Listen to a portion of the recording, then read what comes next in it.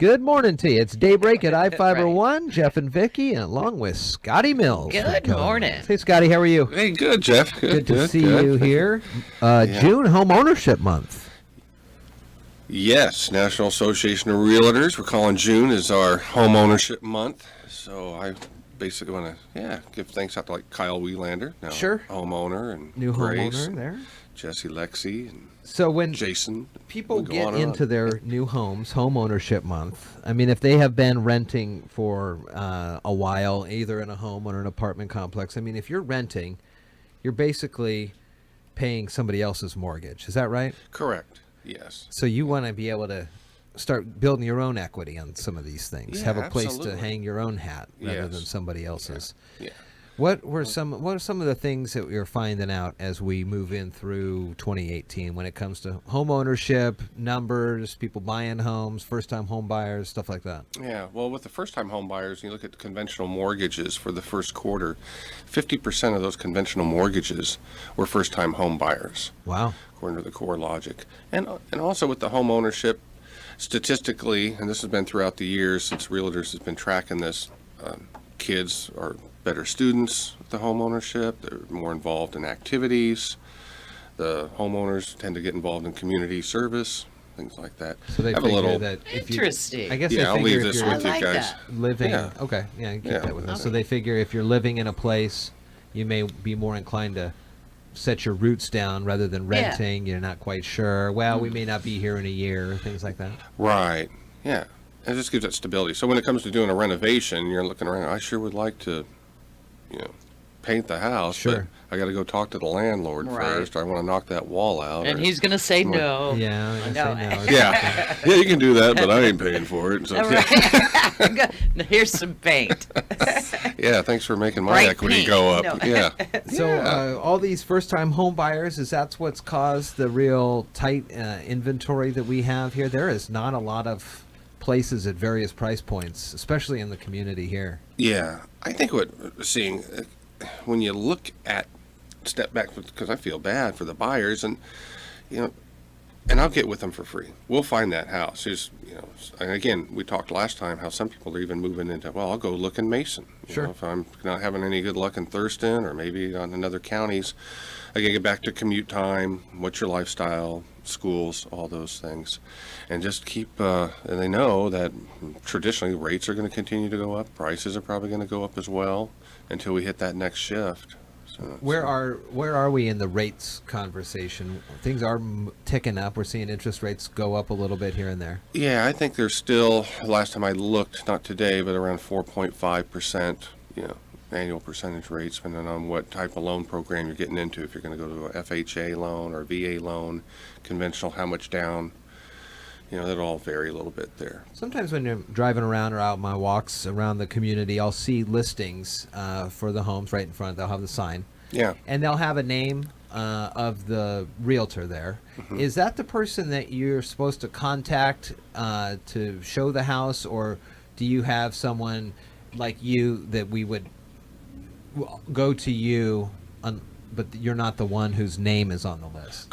Yeah, that is. How does that work? Well, it is a sense of frustration for people that don't know. They just assume that, I got to call the sign and then I'll get to that person. Well, that's the listing agent. What a buyer wants is a buyer's agent. So you want someone to represent you as the buyer, and the listing guy's going to represent the seller traditionally. Now there are those rare occasions where people go what they call a dual agency, where the listing agent is also working with the buyer and the seller. But to me, that's a slippery slope. Because you got a fiduciary responsibility to both parties. Sure. So it can impress enough that some people, and I get people, you experience it in California. You think, I got to call the sign and then get all the info from them. Yeah. So you definitely want to have someone like, prefer it be me, but to be your buyer's agent and represent you in that transaction. Because we're going to get you with the appropriate mortgage person that's going to work with you, and the home inspection process too. That the buyer knows those disciplines, and here's the critical path that we need to go on through this purchasing process. That's good to know, because I didn't know that. Are there just buyer's agents and just seller's agents, or does everybody do both? There are buyer's agents. So you have a real estate team. What they might do in their business model is, next step, I'm going to hire me an administrative person transaction coordinator, then I'll get me a buyer's agent, then I'll get me a listing agent, and then they kind of build from there. So you do have people that just specialize in buyers and relocation, and you just have people that specialize in residential listing, and you got commercial, and then there's me that dabbles in all of Does them. it all of it. A little bit. So But, Keller Williams just opened a new shop up in Lacey. Yeah. They have a place in Olympia as well. So there's no physical Keller Williams spot in Shelton, but that doesn't matter. No, I go all over. Yeah. I worked with David, a friend of mine up in Seattle, and a majority of agents you'll find that live out in this area. Maybe we hang our license physically in Lacey, but I have a home office here in Shelton. And so, yeah, it's just being available. And someday, I would imagine there'd be a Keller Williams Market Center coming out here in the next couple of years. Oh, nice. You know, with the growth and everything, with just the way they're expanding. What is it about Keller Williams that the home buyers can put trust in, or things like that? Well, one of the things with and I've worked for other companies as well. Keller Williams has a setup where the agents all have profit sharing. So it isn't like me, I'm just going to show Vicki just my listings and stuff. So one of the things about the culture is you're going to have, you know, we got over 100 agents in our office. So when I come in with a listing out at Alderbrook at 21 East Hemlock, a little plug there, Nice. everybody has an interest in saying, hey, let's get that home sold, or let's work with those buyers. Okay. Oh, you guys Or- work together, not like on a. Yeah, some people want to get that plaque Competition on the or- wall, yeah. you know, I want to be Right. agent of the month, Yeah. or, you know, whatever those were when I worked for those other offices Right. and doing desk time. So things have shifted. Keller Williams is great when it comes to education for young agents. People just want to start a career in real estate. Oh, What a great place to get started. And you can do residential, industrial, business, at all levels. Yeah. What's this Yeah, just- binder you sent in the other day here?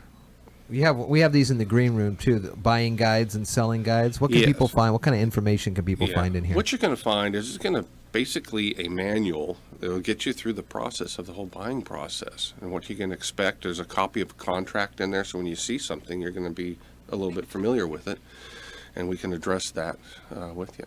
I need to So look I- at that. What are what are some of the Yeah, other get big you one.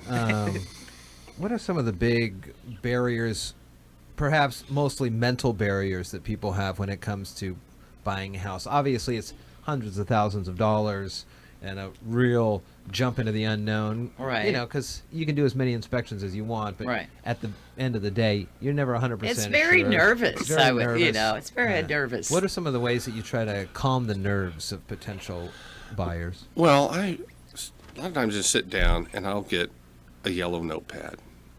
And when I was doing this in construction development, and even in real estate, you're sitting there, for example, the first-time home buyer, and they're wanting to get the blessing of their friends and their parents, of everybody getting all this advice coming at them. Yeah. Well, maybe you should look at that neighborhood, or God, I wouldn't buy that house, or did you hear about? And it's just they get overwhelmed. Sure. You know, it's information overload for them. So we try to sit down and just put the steps together, the process, so they can actually see it in writing. Well, let's find out what your purchasing power is going to be. Let's start with that. And then we can find out what kind of lifestyle you're looking for. Do you want to be in a neighborhood that's, you know, really close and HOAs, or do you want acreage? You know, what are you looking to do? What type of house you want? And just kind of going through those whole steps there. How often have you not changed a buyer's mind, but honed in on what they want, and at the end of the list, the pro-con list, it's something that they never would have originally thought of? Oh, that happens all the time. You know, I might be bold and say 100% of the time. You sit down and they have a perception of, well, this is what I'm thinking, and then they, oh, you know, because again, it's not home garden TV, you know, we're talking about here, or there's things that we know about communities, or we know things from growing up around here. My dad was career Air Force, so I grew up in Lakewood. I've lived out in, you know, Roy Elm here, travel around, jobs. You know that take the you to commute. area. Yeah, you know the Northwest, and you know the communities, and then having a background in construction and development, things like that process, things to look for.